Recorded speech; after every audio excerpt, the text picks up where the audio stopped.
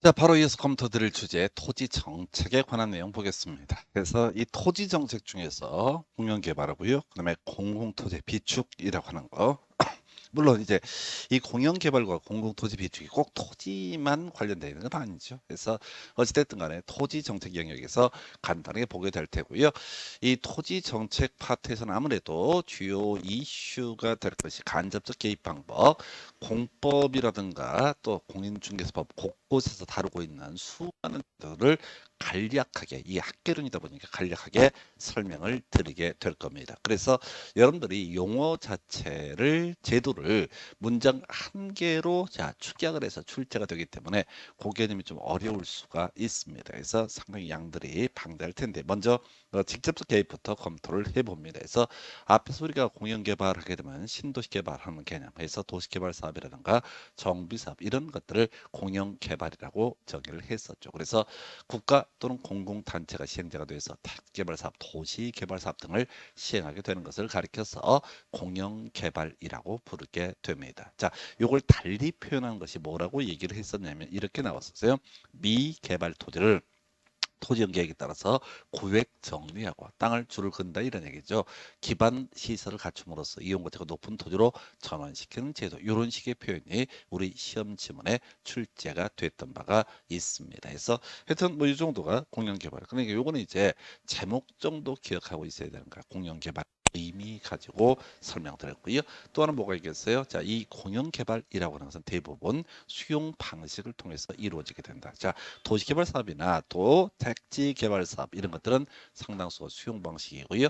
그 다음에 이제 이런 수용 방식을 통해서 사업이 진행이 되다 보면 어떤 문제가 발생하냐면 토지 매입이나 보상 과정에서 대단한 큰 갈등 등이 발생을 하게 된다라고 해서 그럼 수용 방식에 대응하는 개념이 뭐냐라고 했을 때 우리가 개발론 파트에서 공부했던 거 환지 방식이라고 하는 개념이 있었죠. 그래서 바꿀 환자 땅 지자를 써서 환지 방식 땅으로 그 원주민에게 배분해 주는 방식을 환지 방식이라고 부르게 될 테고 자 사업 시행자가 이 토지에 대해서 보상금 주고 땅을 강제로 뺏어내는 방식 이걸 우리가 수용 방식이라고 부르게 됩니다. 내용 자체 어려울 게 없어요. 다만 여러분들이 시험 문제 보시다 보면 미개발 토지를 구획 정리하고 기반 시설을 갖춤으로써 이 토지의 이용 가치를 높이는 제도 이런 식의 표현이 한번 나왔던 바가 있습니다. 그래서 공영개발 하나 이슈가 되겠고요. 자, 또 하나가 공공토지 비축이라고 하는 것이 나와야 되죠. 오타가 있네. 그래서 공공토지의 비축이라고 하는 제도가 이렇게 있습니다. 그래서 이게 이제 과거에는 자, 오래전 법에서는 토지은행제도 이런 식의 용어를 썼던 바가 있는데 지금은 법 자체가 공공토지의 비축에 관한 법률 이런 표현을 쓰게 됩니다. 그래서 이 공공토지를 비축하는 방식은요. 자, 수용제도라고 하는 것이 있죠. 앞에서 이제 도시개발 사업, 택지개발 사업과 같은 맥락이죠. 그래서 이 두 개가 완전히 이제 떨어져 있는 건 아니고요. 어찌됐든 간에 수용제도라고 하는 거 이게 이제 일반적인 방법. 그다음에 이제 시험용으로 이슈가 되는 게 선매협의라는 개념이 이슈가 되죠. 자, 설명드리겠습니다. 자, 뒤에서 이제 보겠지만 국토부 장관, 시, 도지사 등이 일정한 지역을 토지 거래 허가 구역이라고 하는 것으로 지정을 하게 됩니다. 그러면 이제 우리가 원래 민법 공부하실 때 그런 식으로 말씀을 드렸습니다. 자, 의사의 합치가 있게 되면은 자, 이 계약은 유효가 되는 경우가 있고 자, 의사의 합치가 있음에도 불구하고 취소할 수 있는 법률이 되는 경우도 있었고 무효인 경우도 있었다. 그래서 민법 파트에서 이번에 이제 지난 시간에 무효 파트를 몇 개를 공부를 하셨어요. 그래서 자, 한번 기억을 해보겠습니다. 무효가 됐던 케이스가 뭐가 있었냐면 자 강행 규정에 위반한 법률행위라고 하는 거. 그래서 우리 민법에서 임차인의 권리와 관련해서 자 뭐가 있었지? 지상물의 매수 청구권, 부속물의 매수 청구권이라는 권리가 있게 되는데 임대차 계약을 체결함에 있어서 이런 지상물의 매수 청구권이나 부속물의 매수 청구권을 폐지하는 특약이라고 하는 거, 그 특약 또는 임대차 다 무효가 되게 된다. 이런 거 있었고요. 그다음에 효력 규정에 위반한 법률 행위라고 해서 기업 공인중개사가 중개 의뢰인하고 법정 중개 보수를 초과하는 그런 중개 보수 수수 중개 보수를 받기로 하는 그런 약정이라고 하는 거 그 초과하는 부분에 한해서 무효가 되게 된다. 이런 거 있었고요. 또 같이 이제 공부했던 것 중에 하나가 민법할 때는 얘기하지 않았지만 무등록 중개업자라고 하는 사람과 맺은 중개보수 지급 약정은 전부가 무효가 된다. 이런 식의 내용도 설명을 드렸어요. 이런 것을 가르쳐서 우리가 효력 규정. 다만 민법에서는 단속 규정이라고 해서 중간 생략 등기라든가 이런 것들은 단속 규정에 해당이 된다. 이런 거 있었고요. 그다음에 오늘 같이 공부할 주제와 연계되어 있는 분양가 상한제, 조정 대상제, 투기 과열지구 이런 녀석들 일정 기간 동안 그 아파트의 전매가 제한될 텐데 이것에 위반해서 전매 이거 단속 규정에 해당돼서요. 일단은 관련 법에 따라서 그 사람의 행정형 즉 징역을 살리거나 뭐 벌금을 때려맞거나 이와는 별개 문제로 그 전매 약정 자체는 어떻다 유효한 것이다라고 할까. 또 비슷한 것 중에 하나가 공인중개사법 영역에서 자 우리 중개의뢰인과 개업 공인중개사 간에 거래는 금지가 된다고 그랬습니다. 하다 걸리게 되면 3년 3천에 개업 공인중개사가 때려맞게 되는데 그와는 별개 문제로 최소한 뭐라고요?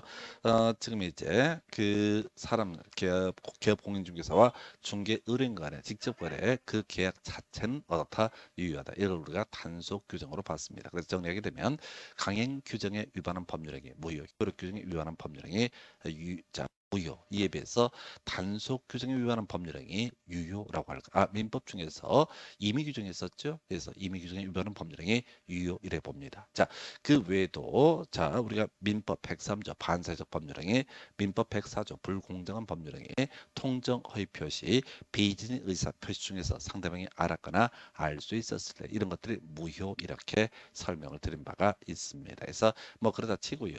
이제 원론으로 돌아와서 자 토지 거래 허가 구역이라고 하는 것을 지정을 하게 됩니다. 그러면 갑과 을 두 사람이 의사의 합치가 있다 할지라도 자 아직 민법 파트 공부하는데 이건 유동적 무효라고 해서 아직은 유효가 되기 전의 상태가 되게 됩니다. 그래서 두 사람의 토지 거래를 완성을 하기 위해서는 시군구청장이라는 사람에게 허가를 받아야 됩니다. 그래서 시군구청장이 그래 갑걸 두 사람의 매매 계약 인정하겠어. 즉 매수인이 투기 목적이 아니야라고 전제가 되게 되면 그때 이 유동적 무효였었죠. 유동적 무효에서 유효로 전환이 되게 된다. 이렇게 이제 나중에 민법 파트에서 설명드릴 주제가 되게 됩니다. 자, 그런데 이 문제는 이거예요. 선매협의라고 하는 개념은 좀 다른 얘기인데 지금 두 사람이 토지 거래 허가 구역 내에 갑이 소유하고 있는 X 토지를 을과 매매를 하겠다라고 누구한테 시군구청장한테 찾아왔을 때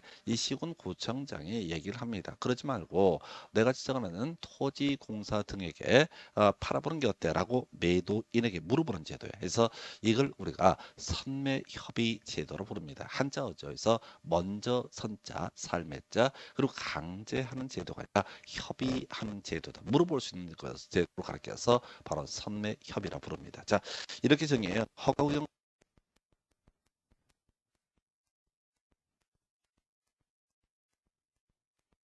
충족을 하게 되면 국가, 지자체, 토지, 주택공사 등이 그 토지를 우선적으로 매수할 수 있는 제도. 그러나 이것은 협의 제도이기 때문에 강제적으로 뺏을 수는 없어요. 자, 매도인한테 야 그러지 말고 어차피 파는 거 우리한테 팔아보는 게 어때? 라고 선매 협의를 제안했을 때 이 사람이 매도인이 거절을 하게 되면요. 예, 이걸 우리가 선매 불성립이라고 얘기를 하게 됩니다. 자, 그래서 선매비가 이루어지지 않았을 때 문제는 어떻게 되는 거냐? 그냥 다시 원점 돌아가서 이 을이라는 사람이 투기 목적이면 불허가 처분을 해서 계약을 빠그라뜨릴 테고 만약에 이 사람이 실수의 목적이다라고 전제가 되게 되면 허가 처분이 이루어지게 된다라고 할 것. 자, 이걸 이제 시험 문제 구성할 때는 어떤 걸 하느냐라고 했을 때 선매 협의가 이루어지지 않았을 때 시군구청 수용할 수 있다. 이런 식으로 틀리게 구성을 하게 됩니다. 수용할 수 없고요. 이것은 단순하게 협의를 위한 제도이다. 그래서 이게 이제 나오면 100% 쟁점 수용할 수 있다. 이렇게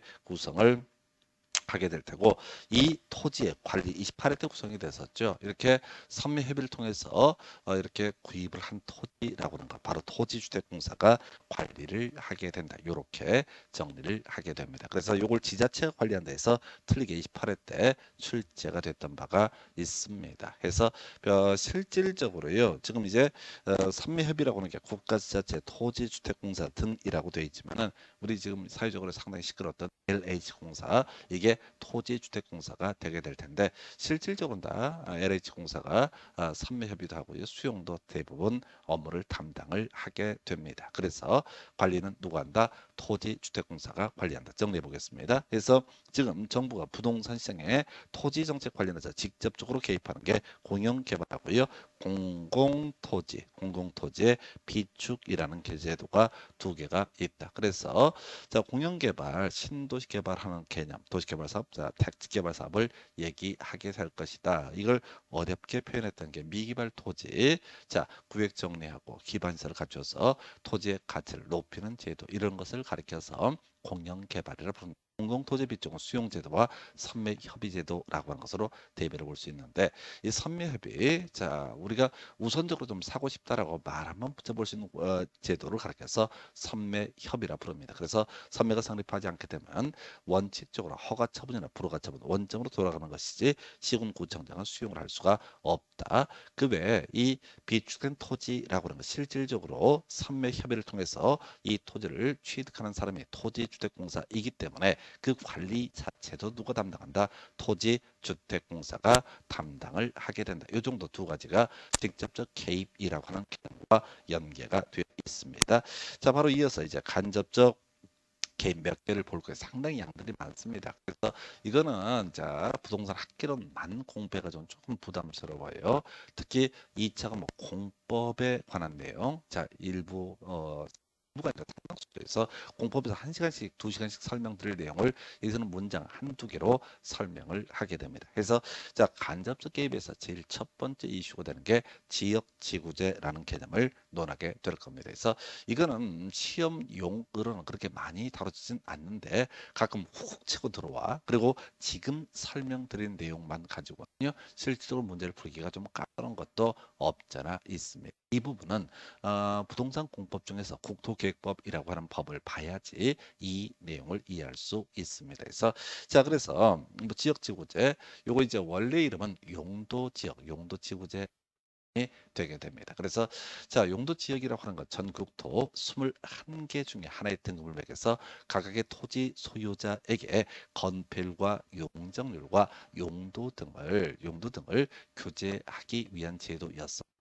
용도 지역에 따라서 건폐율, 용적률, 용도제한이라는 규제 세 가지 세트로 나온다고 그랬습니다. 그리고 간접적으로 높이제한의 문제가 있다고 그랬어요. 자, 이것에 따른 규제를 변화를 주기 위해서 건폐율을 바꾼다거나 용적률을 바꾼다거나 용도제한을 바꾼다거나 이런 목적으로 추가적으로 지정하는 게 용도지구라는 개념이 되게 됩니다. 그래서 국가 지자체에서 왜 용도지역이나 용도지구라는 것을 지정을 하고 난리냐라고 했을 때 이 토지라고 하는 것을 경제 효율적으로 이용을 하고요.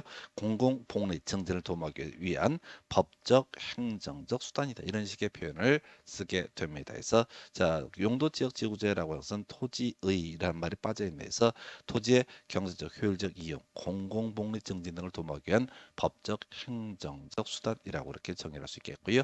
용도지역 제가 항상 뭐 말씀드릴 때 21개 있다고 그랬는데 그걸 크게 4개로 대별을 볼 수 있다라고 해서 도시, 지역, 관리지역, 농림지역, 그리고 자연환경 보호전적 이렇게 크게 4개로 나눠 볼 수 있다. 그리고 도시지역은 16개, 관리지역은요 3개로 나눌 수가 있었죠. 그 다음에 이제 농림지역이라고 하는 거, 그 다음에 자연환경 보호전적까지 총 4가지로 대별을 볼 수 있다라고 할 것. 그래서 관리지역은 3개라고 그랬었고요. 그래서 3개로 세분할 수 있다고 이미 지적을 했습니다. 그 다음에 이제 용도지역은 21개 중에 하나만 정하기 때문에 중복하여 지정할 수는 없다라고 할 것. 자, 그래서 토지가 있으면 항상 뭐가 있다고요? 용도지역 경우수 최대 몇 개? 21가지. 그 중에 몇 개? 오직 1개만을 정할 수 있다.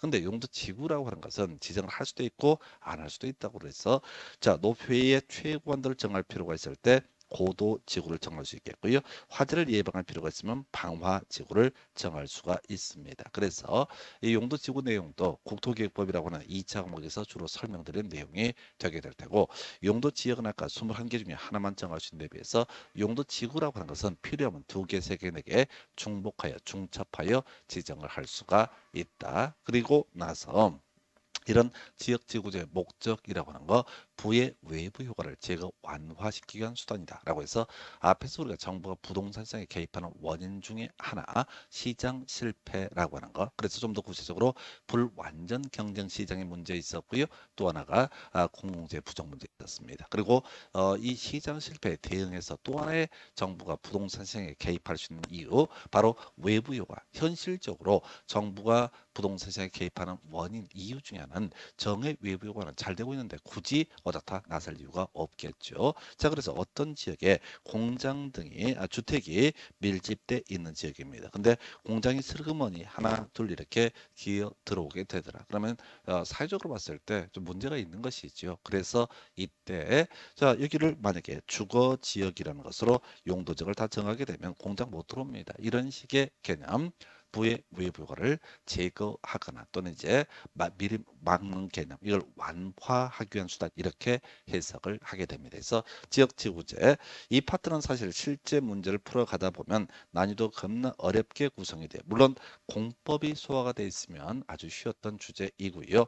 공부를 안 해버리면 힘들어요. 그래서 제가 보통 이제 공부할 때 1차 한 해 하고 2차 또 한 해 하고 뭐 사람마다 또 이렇게 처한 사정이 다르기 때문에 뭐 그것도 하나의 방법이 될 수는 있겠지만, 실질적으로요 이 6개 과목이 다 연계가 돼 있어요. 그래서 이게 공부를 하려면 사실은 시간 뭐 투자해 가면서 몰빵하셔야 됩니다. 그래서 하여튼 자, 지금 그럴 수 없는 상황인 분들을 위해서 제가 이제 공법에서 다뤄진 내용들 몇 개를 설명을 드렸어요. 그래서 이해가 되면 좋고 아니면 말고, 그 다음에 이제 이 부족한 부분들은 나중에 그 문제 분석하는 과정을 통해서 채워 넣게 될 겁니다. 그래서 하여튼 자, 이 지역지구제라고 하는 것을 간접적 개입이라고 제가 분류를 하는 취지, 물론 시험에서 항상 이렇게 분류를 하는데, 이 용도지구를 뭘로 정한다라고 하는 게 정부가 부동산 시장에 수요자나 공급자로 직접 개입하는 것은 아니.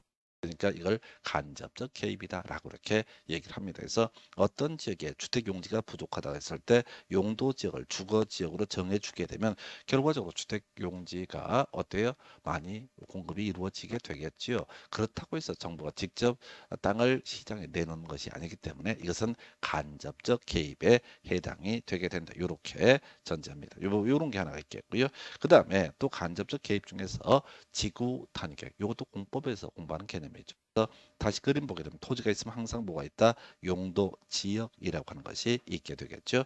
용도 지역 위에 경우에 따라서 뭐가 들어갈 수 있다? 용도 지구라고 하는 것이 들어갈 수 있다. 또 도로학교 공원을 만드는 기반 시설의 설치 정비 계량, 이것도 이제 소위 이런 것들을 총칭하여 도시군 관리 계획이라고 부르는데, 관리 계획 중에 유형에는 뭐가 있다? 지구 단위 계획이라고 하는 개념이 있다. 그래서 이 지구 단위 계획이라고 하는 것은 기존의 용도 지역이나 용도 지구나 기반 시설의 설치 정비 계량에 관한 계획 등을 아주 빠르게 바꿔치기 하는 것을 빠르게 바꿔주는 것을 지구 단위 계획이라 부를 테고, 지구 단위 계획을 수립하기 위한 지역적 범주를 가리켜서 지구 단위 계획 구역이라는 용어를 쓰게 됩니다. 그래서 지구 단위 계획 구역 안에서 어떻게 건폐율과 용적률과 용도 제한을 정할 것인가라는 것을 지구 단위 계획. 근데 법에서 설명은 더럽게 어려워해서 도시공객 수립 대상지역의 일부에 대해서 토지용 합리화, 기능 정제, 미관 개선, 양호나 환경 확보 점점점을 위해서 수립하는 관리 계획, 이렇게 정의를 합니다. 그래서 이제 일부라고 하는 거 가지고 공법에서 이 30회 때 나왔던가요? 이게 뭐냐? 이게 정의를 딱 써놓고 요거 이제 지구 단위 계획의 정의를 가지고 있는 것을 가지고 뭐라고 일부 관리 계획, 이런 식의 표현을 해서 틀리게 지문에 나왔던 바가 있습니다. 어찌됐든 간에 지구 단위 계획, 자, 지역 지구조와 유사하게 어떤 토지에서 건폐율과 용적률과 용도 제한 뭐 이런 것들을 규제하게 하는 계획, 이렇게 해석을 하게 됩니다. 자, 그리고 하나 더 검토해 볼게. 토지 적성 평가. 사실은 자, 지역 지구제 할 때, 용도 지역 할 때 토지 적성 평가를 이미 공법에서 공부하셨어요. 서로 연계가 되어 있다는 될까요? 해서 이걸 이제 공법이 다룬 내용을 제가 토지적성 평가라고 하는 것을 여러분들한테 많이 설명드리게 되면 이것만 가지고 벌써 20분, 30분 오버돼. 근데 시험에 그렇게 중요 빈도는 아니거든요. 그래서 토지적성 평가는 한글 그대로 읽으시면 됩니다. 이 토지적성이 무엇인가를 평가하는 제도를 가리켜서 토지적성 평가.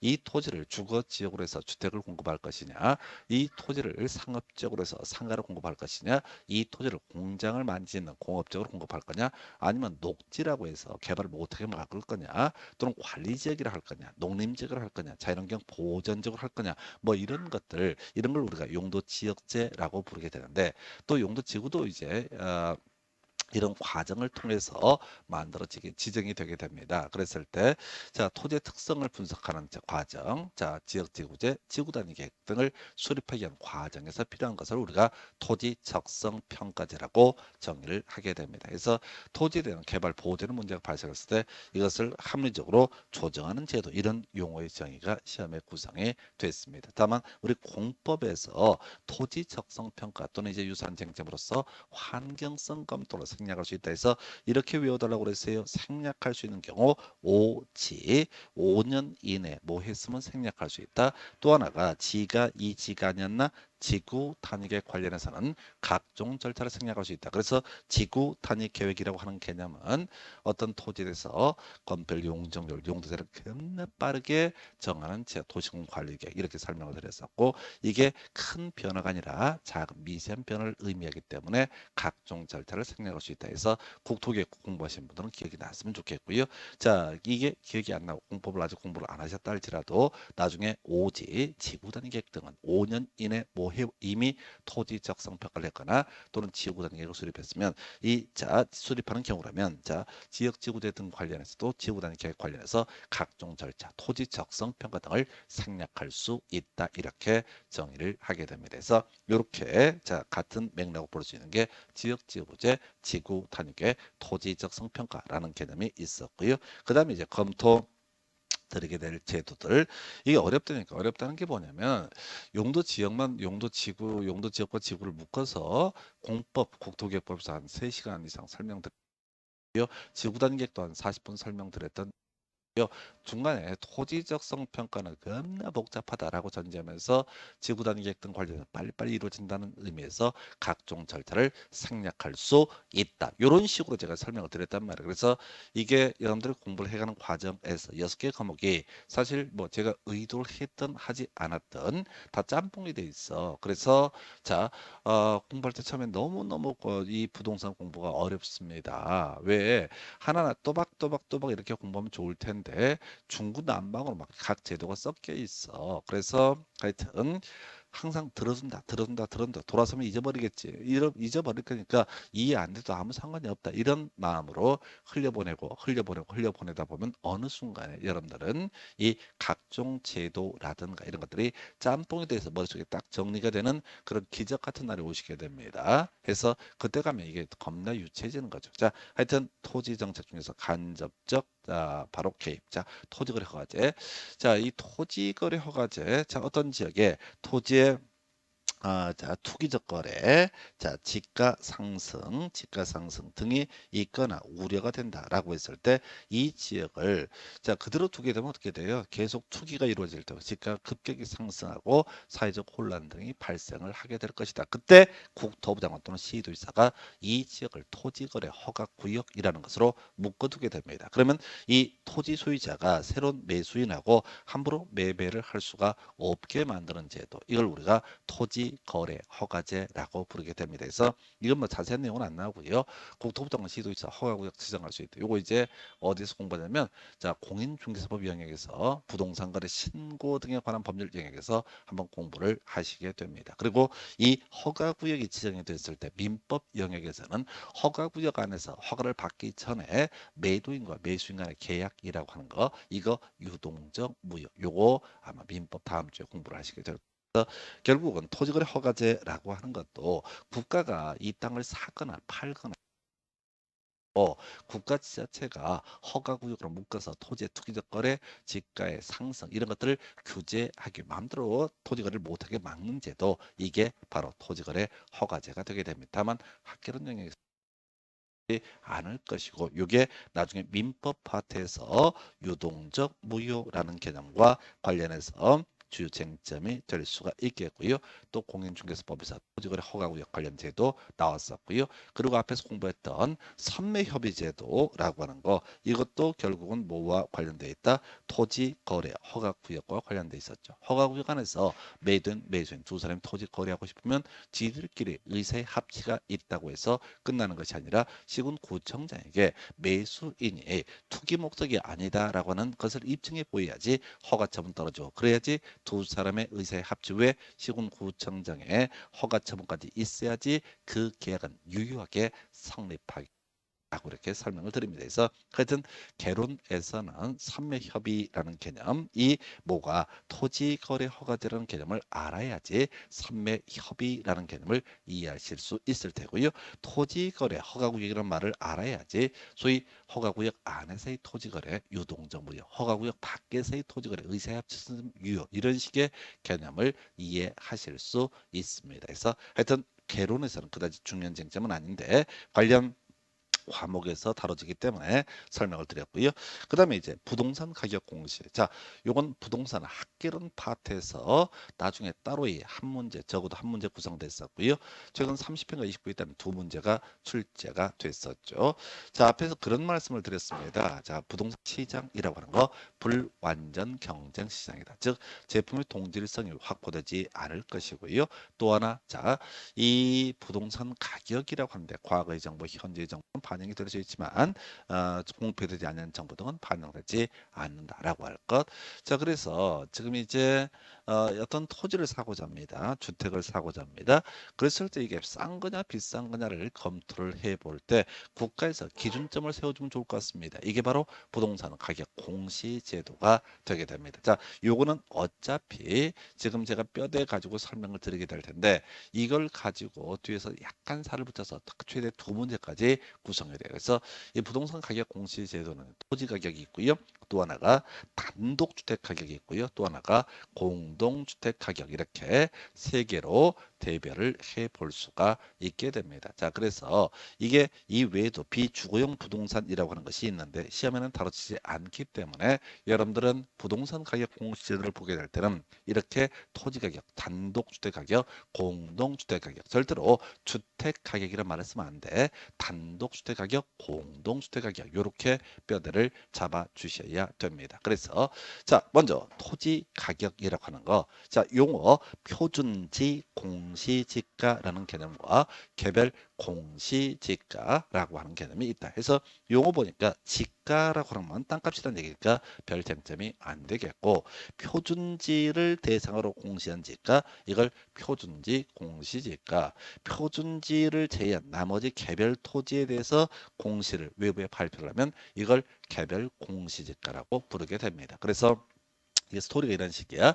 자, 전국의 토지 가격을 다 매깁니다. 그래서 이게 전국의 토지는 다 개별 공시지가라고 하는 것이 있는데 이게 이제 사실 여기서 끝나는 건 아니고요. 나중에 세법 파트를 가서 보게 되면 자, 지방세 파트에서 시가 표준에 그다음에 이제 국세 파트에서 기준 시가 이런 걸 공부해요. 그래서 토지와 관련해서는 개별 공시지가가 시가 표준에 또는 기준 시가와 동일한 의미로 쓰이게 됩니다. 또 학계론에서는 토지 가격이 된 정보 시장에 공급할 필요가 있다. 그래서 정부에서는 개노고다 83년도부터 시작을 해서 전국의 토지에 대한 가격을 다 매겨놨고 그걸 우리가 개별 공시지가 개별 공시가 누가 하는 거냐면 시군구청장이 개별 토지의 단위 면적당 즉 제곱미터당 가격을 공시를 하게 됩니다. 이걸 우리가 개별 공시지가로 불러요. 근데 어떤 가격을 결정을 하려면 기준점이 있어야겠죠. 그래서 이게 표준지 공시지가라고 하는 것이 기준점이 되게 됩니다. 그래서 그럼 표준지 공시지가는 뭐냐라고 했을 때 국토교통부 장관이 전국에 50만 필지입니다. 그래서 50만 필지에서 1월 1일 기준으로 자 왜 그 가격을 공시 발표를 하게 됩니다. 이걸 우리가 뭐라고 그런다? 표준지 공시지가라고 이렇게 부르게 됩니다. 그래서 표준지 공시지가 국토부 장관이 1월 1일 기준으로 표준지에 공시한 단위 면적당 가격을 가리켜서 표준지 공시지가, 이에 비해서 이 국토부 장관이 공시한 표준지 공시지가를 기초로 해서 토지 가격 비준표, 요 국토부 장관이 만들어줍니다. 요걸 가지고 두 개를 활용해서 자신의 시군구 안에 있는 것에 대해서 각각의 시군구청장이 일일이 가격을 매기게 되면 이걸 우리가 개별 공시지가라고 부르게 됩니다. 뭐 이런 게 하나가 있겠고요. 한편 자, 주택 가격은 없다고 그랬어요. 큰일 납니다. 체계가 주택 가격, 단독 주택 가격과 공동 주택 가격으로 구분한다. 자, 우리 학개론 공부하실 때 제일 앞 시간에 이제 공부할 때 토지 분류, 부동산 활동에 따른 토지 분류 이런 얘기 하면서 그때 이제 간간히 4, 5년에 한 번씩 나오는 주택의 종류, 단독 주택과 공동 주택으로 구분할 수 있다. 단독 주택이면 협의의 단독 주택이라고 하는 개념이 있었고요. 다가구, 다중 주택 등이 존재하게 된다. 그래서 고팟에서 출제 이슈가 됐던 건 다중주택이었었죠. 3층에 330야를 우리가 다중주택. 자, 이 다중주택은 하숙집 같은 것을 제가 의미한다고 설명을 드린 바가 있습니다. 자, 그리고 이에 대응해서 자, 다세대 연립 아파트라고 하는 것은 공동주택의 일종이 되는 거죠. 그래서 지금 단독주택 중에서 국토부 장관이 표준주택이라고 해서 몇 개 샘플을 뽑습니다. 그래서 아까 자 전국 토지 중에서 50만 필지에 대해서 가격을 매긴 것을 국토부 장관이 매긴 것을 표준지 공시지가라고 그랬었죠. 전국에 자 숫자는 제가 몰라요. 안 찾아봤어요. 그래서 단독주택 중에서 국토부 장관이 샘플 삼아서 가격을 매겨놓게 되면 그걸 우리가 뭐라고 한다? 표준주택 가격이라고 정의를 하게 됩니다. 표준주택 가격. 자 포인트는 주택 아니야? 공동주택 아니야? 단독주택 중에서 이렇게 가야 될 것. 자, 그러면 이제 시군구청장이 똑같은 구조야. 아까 표준지 공시가를 기준으로 해서 나머지 토지의 가격을 다 매기게 되면 개별 공시지가가 되듯이 이 표준주택 가격을 기준으로 해서 주택가격 비준표라는 것을 참고해서 시군구청장이 자신의 관할 구역 안에 있는 단독주택의 가격을 매기게 되면 이걸 우리가 뭐라고 한다? 바로 개별주택 가격이라고 정의를 하게 된다라고 할 거예요. 그래서 자 이렇게 보셨고요. 그다음에 이제 공동주택 가격을 보니까 국토부 장관이 조사평가에서 공시한 공동주택의 적정 가격이라고 정의를 하게 됩니다. 자, 이게 이제 뭐냐면은 공동주택 가격은 국토부 장관 국가에서 일률적으로 모든 전국의 아파트나 다세대나 연립의 가격을 매기게 됩니다. 그래서 얘는 두 개가 없어. 그냥 공동주택 가격으로 끝나버려. 그래서 지금요 부동산 가격 공시법이라고 하는 법을 나중에 공부를 하시게 감정평가론 파트에서 공부를 하게 될 텐데 자, 이 토지 가격은 표준지 공시지가와 개별 공시지가로 대별해 볼 수 있고요. 단독주택 가격은 표준주택 가격과 개별 주택 가격으로 대별해 볼 수 있겠고요. 그 다음에 또 하나가 공동주택 가격이라는 용어가 있게 된다. 그래서 가격이 우리가 시험용으로 공부할 것 다섯 가지가 되네요. 표준지 공시지가, 개별 공시지가, 표준주택 가격, 개별 주택 가격, 그다음에 공동주택 가격. 자, 이게 아무것도 아닌데 이 체계를 정확히 외우고 있어야 돼. 이 체계를 잡고 있어야지 흔들림이 없습니다. 나중에 이제 감정평가론 파트에서는 표준주택 가격이란 뭐 시군구청장의 조사평가에서 고시한 공동주택 중에서 선정한 표준주택의 적정 가격 이딴 식의 말장난을 쳐. 그래서 지금 제가 이 파트에서 색깔을 좀 입혀놓고 강조를 하는 것 중에 하나가 뭐가 있냐면 국토부 장관, 시군구청장 이걸 이제 깔아놨어. 그래서 개별 들어가 있으면요, 다 시군구청장이에요. 개별 없으면 다 누가 한다? 국토교통부 장관이 담당한다. 이렇게 생각하면 좋습니다. 그래서 개별 공시지가, 개별 주택 가격은 누가 공시하고 시군구청장이 공시를 하게 될 테고, 자 표준지 공시지가는 개별 없죠. 그 다음에 표준주택 가격 개별 없죠. 공동주택 가격 개별 없죠. 예, 이런 것은 누가 국토부 장관이 공시를 하게 된다. 그래서 요거 책에 정확하게 기억하셔야 됩니다. 아주 나중에 중요한 쟁점이 되게 돼요. 그래서 결국은 정부가 간접적이나마 어떤 거래 질서, 지가가 폭등하고 이런 것들을 어떻게 보면 막기 위해서 자 기준점을 정해주는 가격, 이걸 우리가 부동산 가격 공시제도라고 부르게 됩니다. 그래서 앞에서 우리가 현실의 부동산 시장이라고 하는 거, 자 뭐 독과점의 문제도 있을 수 있다고 그랬어요. 자 토지 공급도 마찬가지입니다. 몇 놈이 땅 가지고서 지들 마음대로 가격을 책정을 해버린다, 이런 혼란 모순을 막기 위해서 바로 가격 공시제도를 두고 있다. 이것도 정부가 부동산 시장에 간접적으로 개입하는 방법이 되게 된다. 이렇게 이제 갈 테고요. 그 다음에 이제 남아있는 게 간접적 개입 중에서 실거래가 신고 최근에 한번 나왔었죠. 그래서 이게 이제 공인중개사법 영역이죠. 법이 개정되고 있는 중이죠. 아직은 이제 시행령이 나오지 않은 상태라서 알 수가 없는데 그런 게 있어요. 전세, 월세도 이제 신고를 하게 되어 있습니다. 그런데 자, 그건 올해 6월부터 이제 시행이 되는 그런 제도가 될 테고, 뭐 읽을 거 없어. 그냥 단순하게 자, 지금 개공이 할 일이 더럽게 많습니다. 복덕방 또 공인중개사 사무소 운영하면서 이 중개 거래 알선만 하는 게 아니라 뒤치다를 다 해야 돼. 그래서 자, 실거래가 신고라고 해서 지금 기업 공인중개사 사장님이죠. 거래계약서를 작성 교부한 그런 사안에 있어서 그러니까 부동산 매매를 얘기하는 거죠. 이런 경우 계약 체결부터 30일 내에 그 부동산 등 소재지 관할 시군구청장에게 신고관청을 얘기합니다. 똑같은 말이에요. 시군구청장에게 부동산 거래 신고를 해야 된다라고 해서, 물론 이제 개공이 아닌 자 민간인끼리 거래를 하게 되면 그 매도인 매수인이 신고 의무가 있습니다. 근데 하여튼 실거래가 신고라고 하는 것도 결국은 부동산 가격 공시제도와 마찬가지로 이 부동산 시장의 거래 당사자 등에게 현재 얼마로 실거래가 신고가 되고 있고 기존 아까 개별 공시지가나 개별 주택 가격이 어떻게 되는지 기준점을 정해주기 위한 이런, 그래서 자 부동산 시장이 왜곡되지 않도록 하는 개념, 이게 바로 간접적 개입 방법의 하나가 되게 됩니다. 자, 그리고 이제 남아있는 거 부담금, 이게 겁나 어려워. 나중에 이제 기출문제 분석하다 보면 쳐 읽기 시작하면 착살나 버립니다. 너무 법조문이 길어가지고 겁나 어려워. 자, 요 얘기를 하려면 좀 이따 다시 한번 지적하겠지만 이런 게 있었죠. 앞에서 폐지가 된 것 중에 하나가 토지 초과 이득세라고 하는 이 세금 제도가 폐지가 됐다라고 말씀을 드렸습니다. 자, 우리가요 이 토초세라고 하는 것이 폐지가 된다라고 하는 것은 그 세금의 본질을 아셔야 돼요. 우리가 세금을 냈다고 해서 국가나 지자체에서 뭐 해주는 거 없습니다. 세금을 안 냈다고 해서 납세무가 없어서 세금을 안 냈다고 해서 그 사람을 차별하지도 않습니다. 세금은 기본적인 개념 자체가 반대급부가 없어요. 그런데 내가 땅을 하나 가지고 있는데 어떤 이유로 뭐 정액 외부 효과 때문에 지가가 상승한다. 아직 땅 안 팔았어. 땅 팔면 양도소득세 내라. 거기까지 이해돼. 근데 지가가 상승했어. 뭔 이유로? 그랬을 때 이 사람한테 어머 당신 정액 외부 효과로 해서 지가가 상승했으니까 뭘 내시라? 토지 초과 이득세라고 하는 것을 내라. 이렇게 이제 한 시대 이렇게 법이 돼 있던 적이 있었습니다. 자, 근데 만약에 이렇다 하십시다. 여기에 신도시 개발이 발표가 돼서 이 지역의 지가가 상승했다. 근데 신도시 발표된다고 무조건 신도시 만드는 거 아니거든요. 중간에 나가리 될 수 있거든요.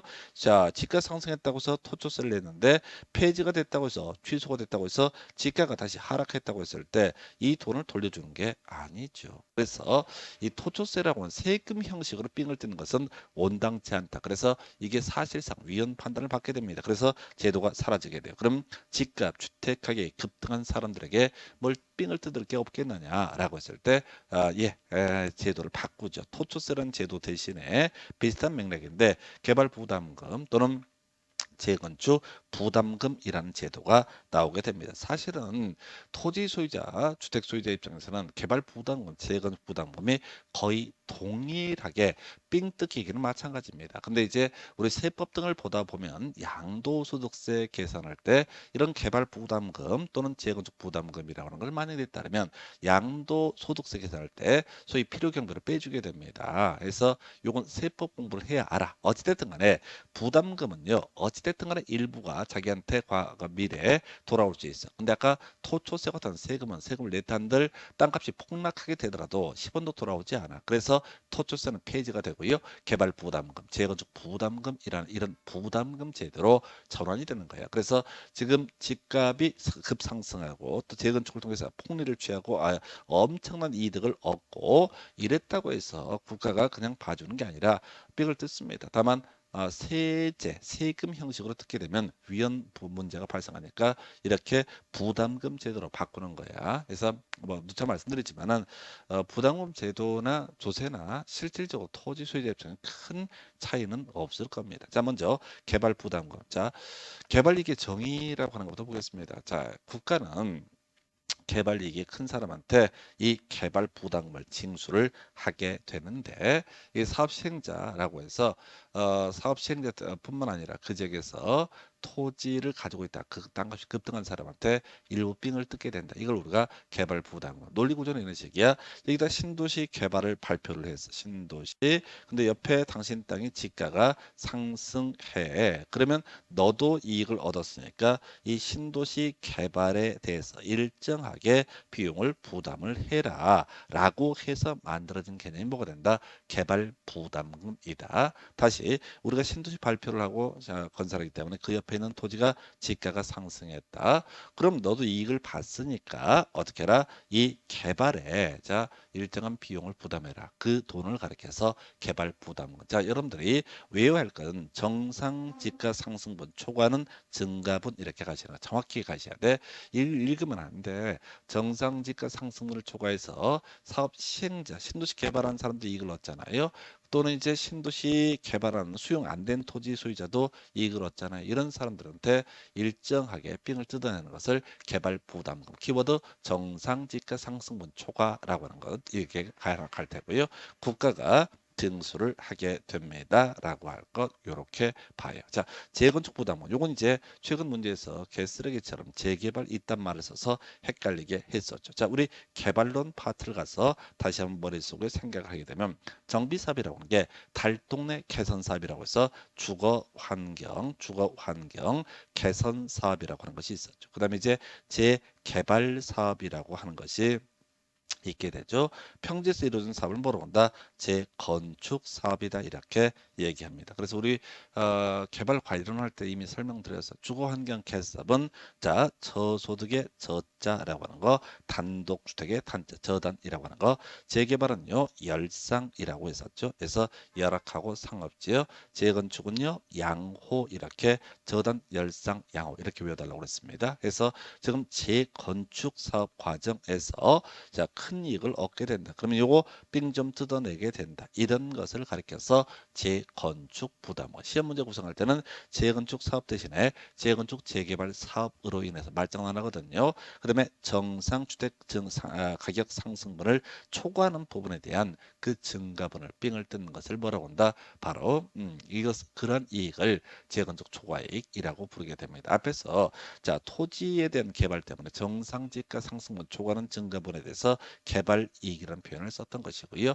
재건축 초과 이익이라고 하는 거, 재건축 사업으로 인해서 정상 주택 가격 상승분을 초과하는 그래서 이 초과해서 재건축 조합이라든가 또는 재건축 조합을 구성하는 조합원 등에게 귀속되는 자 주택 가격의 증가분 이걸 우리가 뭐라고 한다? 재건축 초과 이익이라고 부릅니다. 그래서 이 재건축 초과 이익 환수에 관한 법률이라고 하는 법이 있어서 국토부 장관이 이런 경우에 재건축 부담금이라는 것을 징수를 하게 된다. 그래서 결국 이제 개발 부담금이 됐든 재건축 부담금이 됐든 국가가 삥을 뜯어내게 된다라고 할 거예요. 그래서 부담금 제도 어렵습니다. 어렵다는 게 뭐냐면 앞에서 공공개발이라든가 또 나중에 개발권 양도제라든가 개발 세발 이렇게 용어 때문에 좀씩 힘들어. 해서 하여튼 제가 부담금 파트를 접근해 갈 때는 앞에서 공부했던 토초세, 토지 초과, 이득세라고 하는 이 개념과 비교해 봐야 된다. 토초세는 위헌, 그래서 폐지가 됐다. 그러나 이에 대해서 반대급부가 일부 돌아갈 수 있는 거, 개발부담금 재건축 부담은 유효한 제도가 된다. 그래서 현재 시행되고 있는 제도가 되게 된다. 이렇게 갑니다. 자, 이제 토지 정책 중에서 간접적 개입 중에서 지금 이제 앞에서 쭉 설명드렸던 것들은 자, 뭐였었죠? 시행되고 있던 제도 있었죠. 근데 이미 한번 자, 첫 시간에 설명드릴 때 논의했던 것이 우리나라에서 현재 시행되고 있지 않는 제도 택지 소유 상한제 폐지가 됐다. 그래서 노태우 정부 때가 있었던 거예요. 그래서 660제곱미터 200평까지만 개인은 토지를 택지 주택용지를 소유할 수 있고 그 넘는 부분은 강제로 처분할 의무가 있었던 것이 택지 소유 상한제 현재 폐지됐습니다. 토지 초과 이득세라고 하는 거 폐지됐습니다. 그리고 현재 와서는 이게 뭐로 간다고요? 바로 앞에서 공부한 개발 부담금이라고 하는 거, 개발 부담금 또는 재건축 부담금이라는 제도로 부담금 제도로 이것이 변화가 이루어지게 된다. 이렇게 정리를 하게 됩니다. 그리고 하나 더 남아 있는 것이 바로 자 뭐가 있었지? 바로 요거 다 제목이 잘못되어 있네. 이거 개발권 양도제라는 개념이 되겠습니다. 그래서 아까 시행되고 있지 않는 제도 미리 설명드렸었죠. 개발권 양도제 해서 transfer rights이라는 거죠. 그래서 자 transfer라고 하는 것은 이전한다, 양도한다 이런 의미를 갖고 있고요. right 권리라고 하는 거, 자 development rights TDL이라고 부르게 됩니다. 그래서 개발할 수 있는 권리를 양도하는 제도, 이걸 우리가 개발권 양도제라고 부릅니다. 그래서 요즘에 영어는 잘 쓰지 않던데 하여튼 TDR이라고 이렇게 TDR 제도라고 불리기도 합니다. 그래서 개발할 수 있는 나의 권리를 다른 사람에게 양도할 수 있는 제도라고 하는 거. 이걸 우리가 개발권 양도제. 자, 우리가 제일 중요한 쟁점은 일단은 시험 문제 쟁점은 개발권 양도제라고 하는 것은 개발권 양도제는 현재 시행되고 있지 않다. 이게 이제 핵심 이슈가 되게 될 텐데 이렇게 갑니다. 미국 제도이고요. 자, 미국에서는 이제 우리나라의 용도 지역 조닝 이 우리나라에서 용도 지역이라고 하는 개념이 있잖아요. 이게 이제 뭐냐면은 미국에서는 조닝이라고 ZOO NIN 조닝 제도라고 불렸던 걸 번역하니까 용도 지역이 됐어요. 그래서 이것도 그런 식이야. 용도 지역이라고 하는 개념 자체가 개발 가능한 땅과 개발을 못하게 막는 땅 이런 개념을 갖고 있었는데요. 이게 이제 지금 보전 지역, 그 다음에 보전 지역이라고 하는 개념하고 그 다음에 개발 가능한 지역 이런 용어를 씁니다. 그래서 어떤 토지가 보전 지역이라고서 개발을 할 수 없는 경우가 있고 개발 가능한 지역이라고 한번 전제를 해보겠습니다. 자, 그래서 다시 갑시다. 자, 내가 땅을 가지고 있어요. 그러면 이제 이 사람은 기본적으로 다 개발할 수 있는 권리라고 하는 것이 있습니다. 그런데 이 토지가 국가나 지자체에 의해서 보전 지역으로 규제가 이루어지면 이 사람은 실질적으로 개발할 수 있는 권리가 있었음에도 불구하고 다 개발을 할 수 없다. 그러면 어떤 토지는 개발 가능해서 개발권을 행사할 수 있고 어떤 토지는 보전지역, 규제지역이라고 해서 개발권을 행사할 수 없다. 뭔가 문제가 있다. 그래서 이거 이제 우리나라 같은 경우는 그런 식이잖아요. 이런 보상 문제 관련해서 손실보상 문제와 좀 관련해서 그건 빼겠고 하여튼 어떤 개발할 권리가 있는데 자 정부 지자 국가 지자체 때문에 개발을 못한다. 그러면 이 개발권을 개발 가능한 토지 소유자에게 팔아먹을 수 있는 제도, 양도라는 게 넘긴다는 얘기잖아요. 이걸 우리가 개발권 양도제라고 이렇게 부르게 됩니다. 그래서 자 개발권 양도제, 개발 제한으로 인해서 규제되는 보전 지역에 발생하는 토지 소유자의 손실이라고 하는 것을 보전하기 위한 제도라고 평가를 합니다. 그래서 자 갑이라는 사람이 보전 지역에 A라는 필지를 가지고 있고 을이라는 사람이 개발 가능한 지역에 B라는 필지를 가지고 있다. 이 사람은 원래 3층 지을 수 있었고 이 사람은 3층 지을 수 있는 상태다. 을은 B라는 토지를 개발할 수 있다. 3층까지. 근데 갑이라는 사람이 이 3층 지을 수 있는 권리를 을한테 지 땅에서는 개발을 못하지만 을한테 팔게 되면 을이 뭘 할 수 있다. 여기다 이 권리를 사서 6층까지 시야를 지을 수가 있다. 이런 것을 가리켜서 뭐라고 한다? 개발권 양도제라고 부릅니다. 그래서 또는 이 갑이라는 사람이 A라는 토지 대신에 이 B라는 토지를 사서 뭐 6층을 짓는다 이런 식의 개념을 개발권 양도제. 그래서 자 지금 이제 개발이 제한된 보전 지역 내 토지 소유자가 보유한 개발권이라고 하는 것을 개발이 가능한 지역 내 개발업자에게 매도를 한다거나 해서 이 개발업자가 돈 들이고 사서 높은 개발을 하는 것, 고밀도 개발을 하는 것을 개발권 양도제. 근데 길게 얘기했는데 지금 제일 중요한 쟁점은 시행되고 있지 않다. 해서 시행되느냐 되지 않느냐를 가지고 택지 소유 상한제, 토초세 최근에 중점적으로 구성이 됐었고요. 이제 남아있는 쟁점은 개발권 양도제 TDR이라고 하는 이 제도는 우리나라에서 시행되고 있지 않다 해서 이렇게 해서 이제 간접적 개입 중에서 우리나라에서 시행되지 않는 제도까지 설명을 드렸습니다. 여기까지 보셨고 잠시